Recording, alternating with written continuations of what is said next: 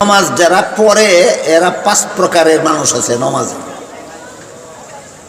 5 দল নমাজির নমাজ 5 প্রকার। এই 5 প্রকার নমাজের ফলাফল 5 প্রকার। বুঝে থাকলে বলুন, নমাজি কত দল, নমাজ কত প্রকার? 5 দল নমাজির 5 প্রকার নমাজের ফলাফল 5 প্রকার। আমি একটা একটা করে বলি, বললে আপনারা টের পাবেন আপনারা কে কত নম্বরে আছেন। বুঝলে টের পাবেন কে কত নম্বরে আছে। তারপরে সিদ্ধান্ত নিবেন আপনার নম্বর পরিবর্তন করার দরকার কিনা। এক প্রকারের নমাজি আছে, এরা মাঝে মধ্যে নামাজ পড়ে, মাঝে মধ্যে পড়ে না।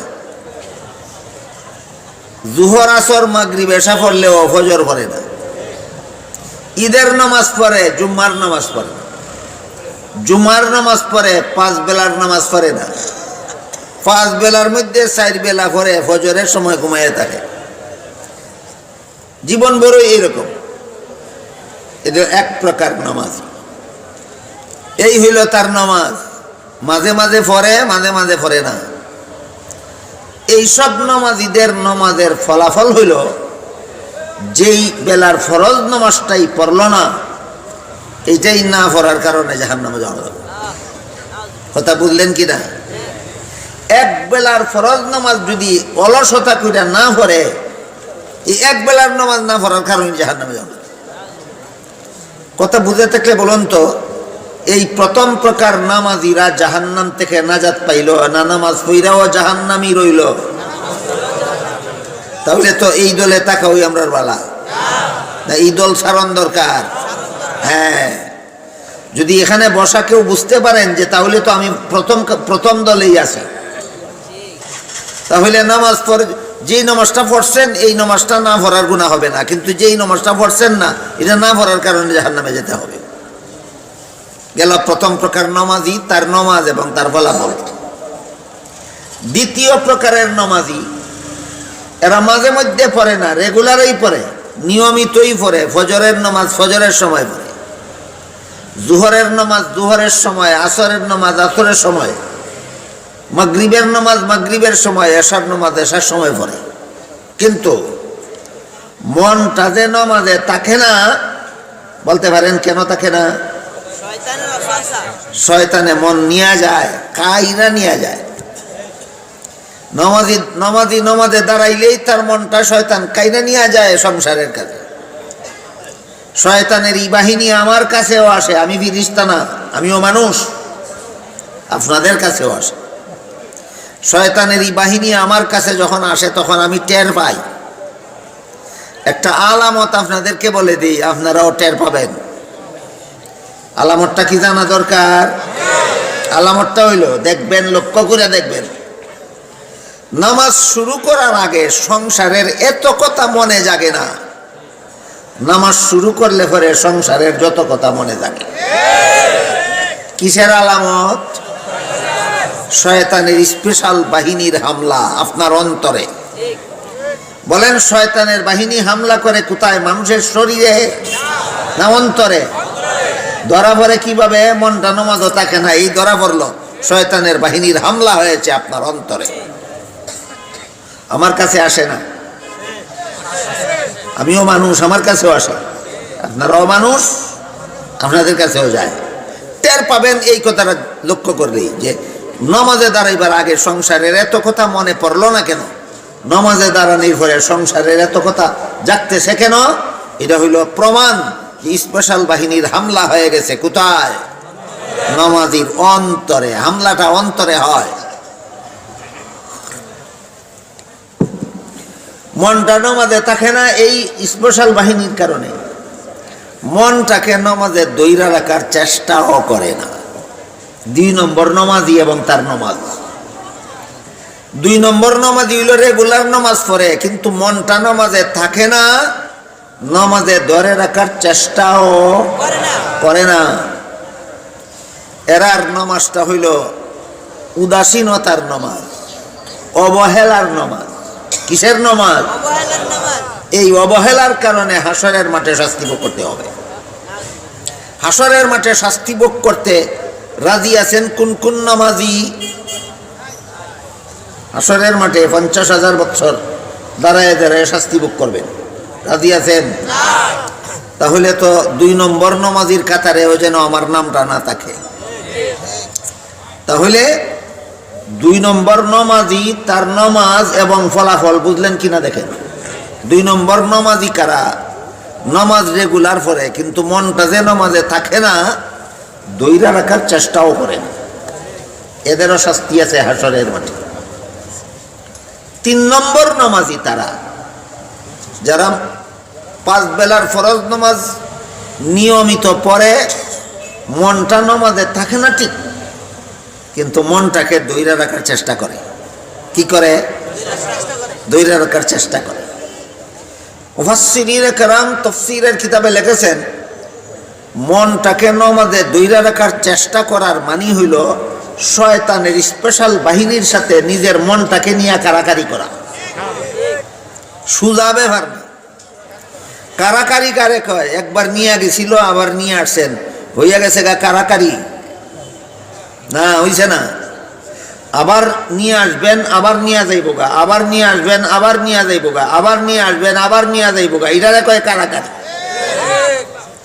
শয়তানে একবার আপনার মন নিয়ে গেছিল নামাজের বাইরে, আপনি চেষ্টা কইরা মনটা নামাজের ভিতরে নিয়ে আসলেন, শেষ না? কারাকারি করে। হ্যাঁ, কারাকারি মানে কি?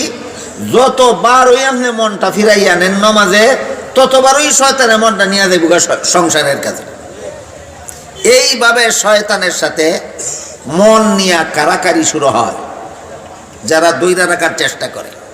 এই শয়তানের সাথে নিজের মনটা নিয়ে এইভাবে কারাকারি করার নাম হইল মনটাকে নামাজে দইরা রাখার চেষ্টা।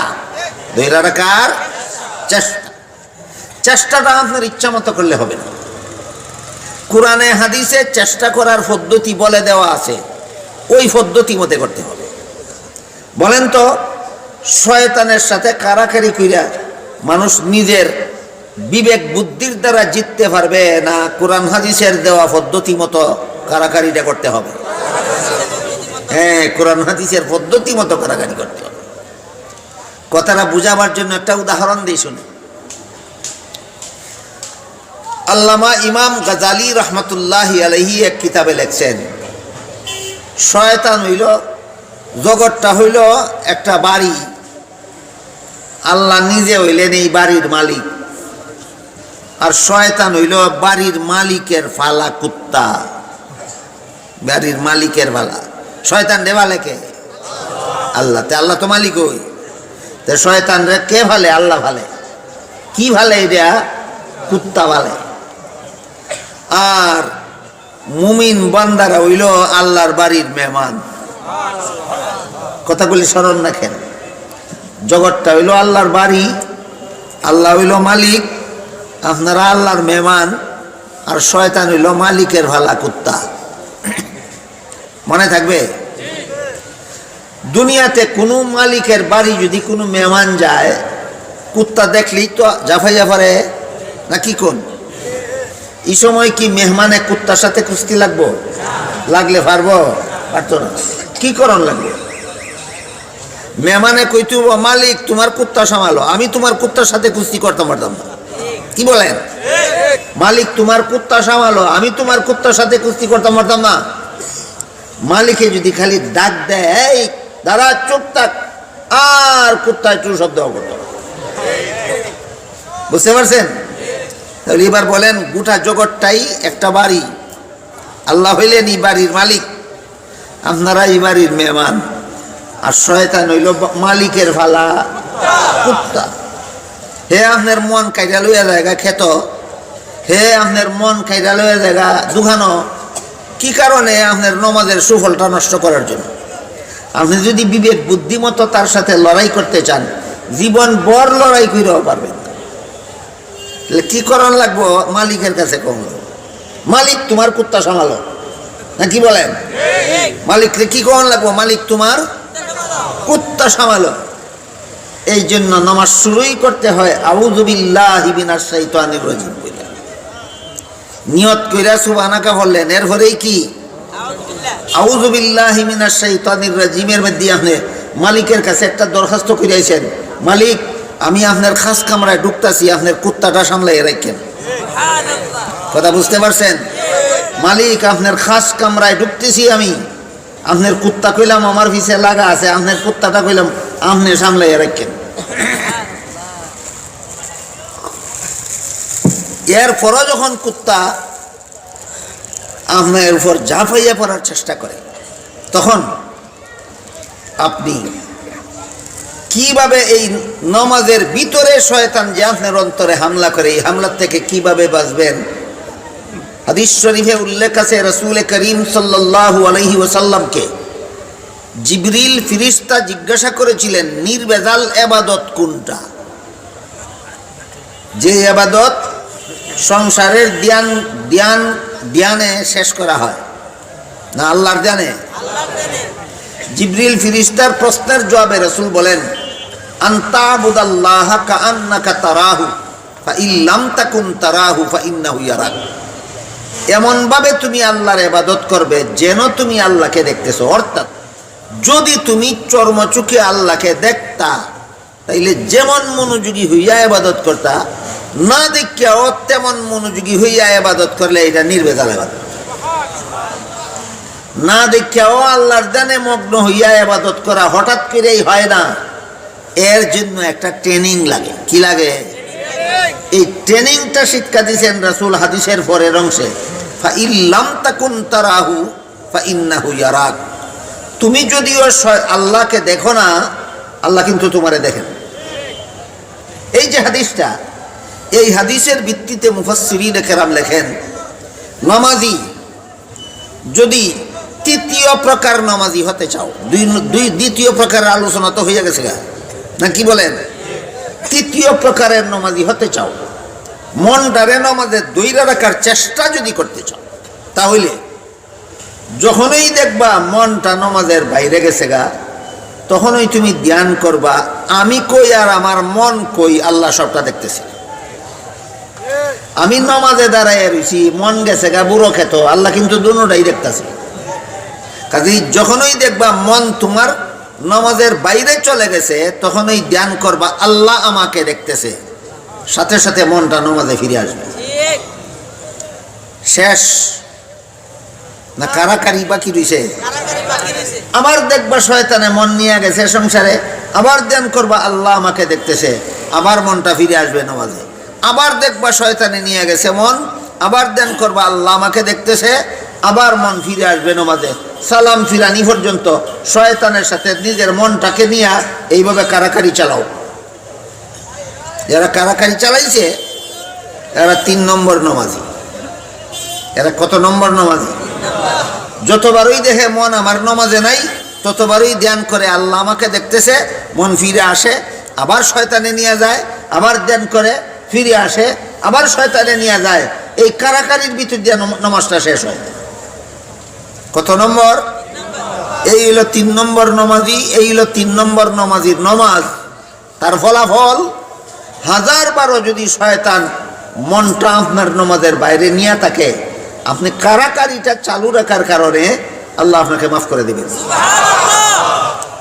এবার প্রথম হাদিস মনে থাকলে বলুন, হাসরের মাঠে যে সর্বপ্রথম কোন আমলের হিসাব হইব?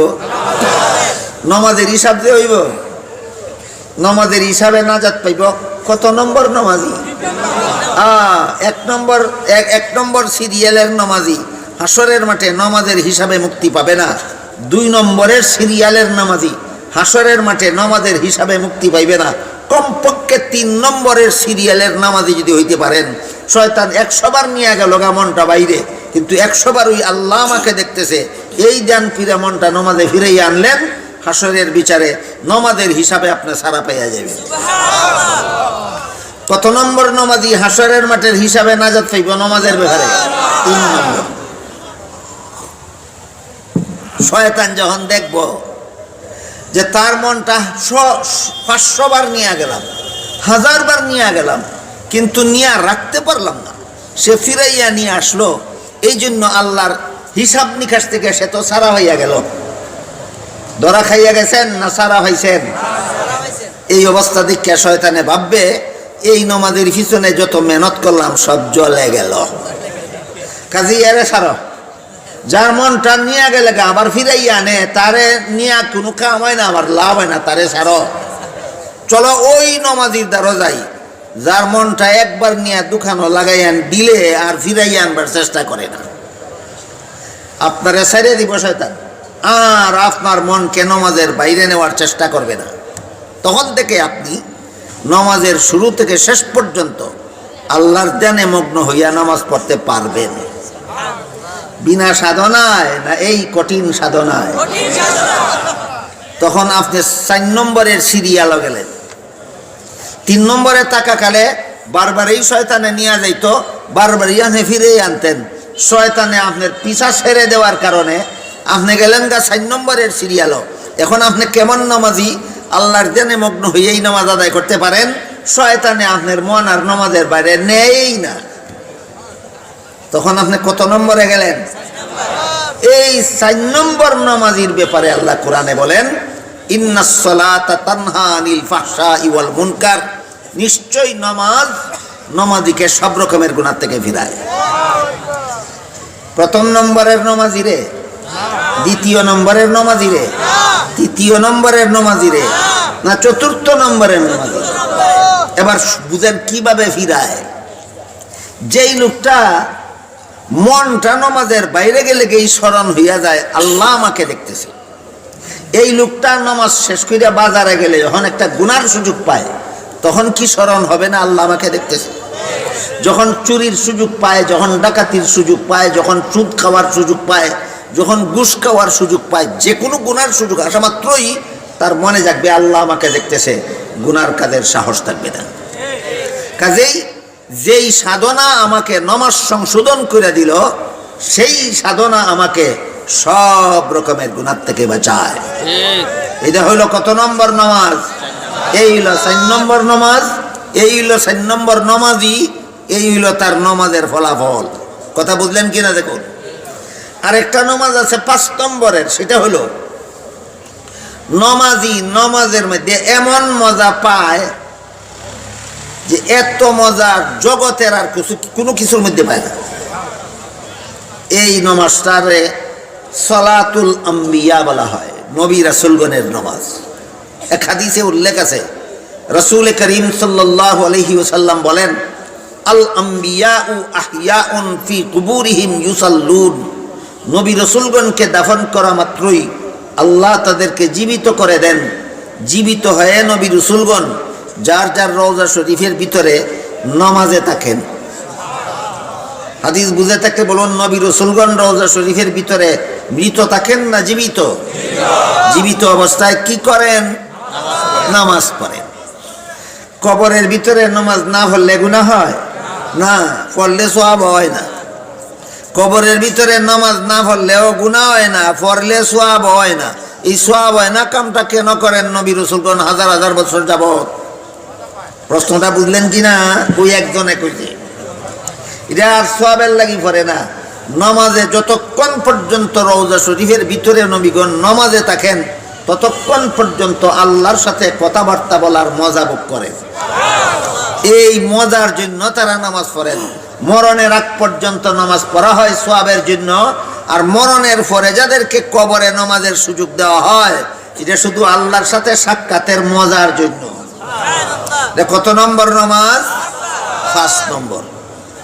এই 5 প্রকারের নামাজ বুঝে থাকলে ইনশাআল্লাহ আমাদের আলোচ্য আয়াত বুঝা এখন সহজ হবে। আল্লাহ বলেন, ইন্নাস সালাতা তানহা আনিল ফাহশাই ওয়াল মুনকার, নিশ্চয়ই নামাজ নামাজিকে সব গুনাহ থেকে বাঁচায়, সব গুনাহ থেকে।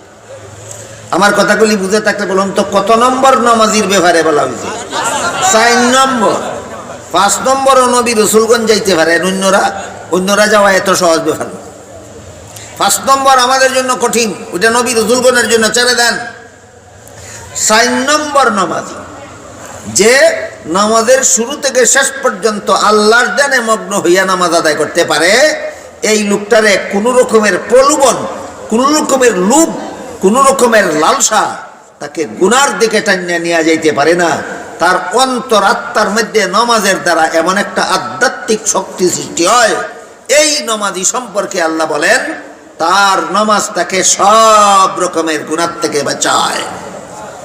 আর সব রকমের গুনাহ থেকে বাঁচায় মানে নামাজ না পড়ার কারণে তো তোমার জাহান্নামে যেতে হবেই না, আর কোনো গুনাহ তো তুমি করলেই না, কাজে এই নামাজ তোমাকে জাহান্নাম থেকে বাঁচায়।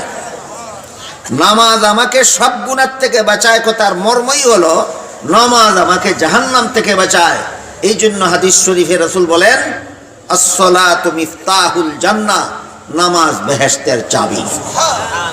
আল্লাহ আপনাদের আমাদের সবাইকে নামাজ সংশোধন করার মাধ্যমে বেহেশতের চাবি অর্জন করার এবং জাহান্নাম থেকে বাঁচার এই পথ অবলম্বন করার তৌফিক দান করুন।